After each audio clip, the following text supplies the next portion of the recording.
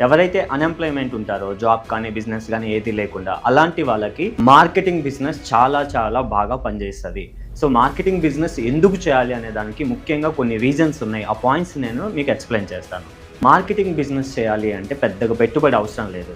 So, నువ్వు marketing business చేయాలి అంటే ఫస్ట్ ఒక మంచి ప్రొడక్ట్స్‌ని సెలెక్ట్ చేసుకోవాలి కాబట్టి, ఆ ప్రొడక్ట్స్‌ని పర్చేజ్ చేసుకోవటానికి నీ దగ్గర తక్కువ ఇన్వెస్ట్‌మెంట్ ఉన్నా చాలు. ఒక 5,000, 10,000, 15,000, 20,000 నీ బడ్జెట్.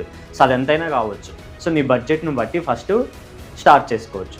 సెకండ్, మీరు మీ ఇన్‌కమ్‌ని పెంచుకోవచ్చు. ఎందుకంటే మార్కెటింగ్ బిజినెస్‌లో నువ్వు ప్రొడక్ట్‌తో సేల్ చేస్తే వచ్చే మార్జినే కాకుండా ఎక్స్‌ట్రా బిజినెస్ ప్లాన్స్ ఉంటాయి. వాటి నుంచి కొంచెం ఎక్స్‌ట్రా బోనస్ అమౌంట్లు వస్తూ ఉంటాయి మీకు. మీరు మీ ఇంట్లో ఉండే ఈ మార్కెటింగ్ బిజినెస్‌లు చేసుకోవచ్చు. దీనికోసం స్పెషల్‌గా నువ్వేదో ఆఫీస్ పెట్టాలి, షాపులు పెట్టాలని కూడా ఏమి ఉండదు. సో, ఇంట్లో ఉండి కూడా ఈ బిజినెస్‌లు చేసుకోవచ్చు. నాలుగోది ఆన్‌లైన్, ఆఫ్‌లైన్ కూడా చేసుకోవచ్చు. మీరు ఆన్‌లైన్‌లో చేసుకోవాలనుకుంటే ప్రొడక్ట్స్ గురించి వీడియోస్ చేసి, రీల్స్ చేసి, ప్రొడక్ట్ ప్రమోట్ చేసి, ప్రొడక్ట్ సేల్ చేసుకొని బిజినెస్ చేసుకోవచ్చు.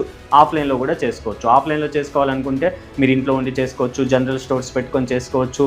లేదా కొంతమందికి మీకు తెలిసిన వాళ్ళకి ప్రొడక్ట్ ఇచ్చి కూడా చేసుకోవచ్చు. ఇలా ఆన్‌లైన్, ఆఫ్‌లైన్ రెండిటికి పనిచేస్తది ఈ మార్కెటింగ్ బిజినెస్. 24 గంటల్లో నువ్వు ఏ టైం అయితే ఈ బిజినెస్‌కి టైం స్పెండ్ చేయగలుగుతావు అనుకుంటావో ఆ టైంలోనే మీరు ఈ బిజినెస్ చేసుకోవచ్చు. సో, టైం ఫ్రీడమ్ ఉంటది.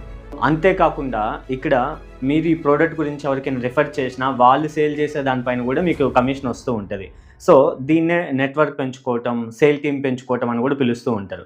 సో, మీ సేల్ టీమ్ పెంచుకున్నా కూడా మీకు వాళ్ళ దగ్గర నుంచి కమిషన్స్ వస్తూ ఉంటాయి కాబట్టి మీ ఇన్‌కమ్స్ అనేది ఇంకా హై పెరుగుతూ ఉంటది. అంటే నీకు సేల్ టీమ్ పెరుగుతుంది. సేల్ టీమ్ పెరిగింది అంటే నీ ప్రొడక్ట్ ఎక్కువ సేల్ అవుతున్నాయి. అంటే దాని నుంచి నీ కమిషన్స్ ఎక్కువ వస్తున్నాయని చెప్పి. సో, మార్కెటింగ్ బిజినెస్ చేసే ముందు మీ బలం ఏంటో తెలుసుకోండి. మీరు ఎక్కువ ప్రొడక్ట్స్ రీసేల్ చేయగలుగుతారా? లేదా మీ సేల్ టీమ్‌ని పెంచుకోగలుగుతారా? ఏది మీరు బాగా చేయగలుగుతారో దానిపైన ఎక్కువ ఫోకస్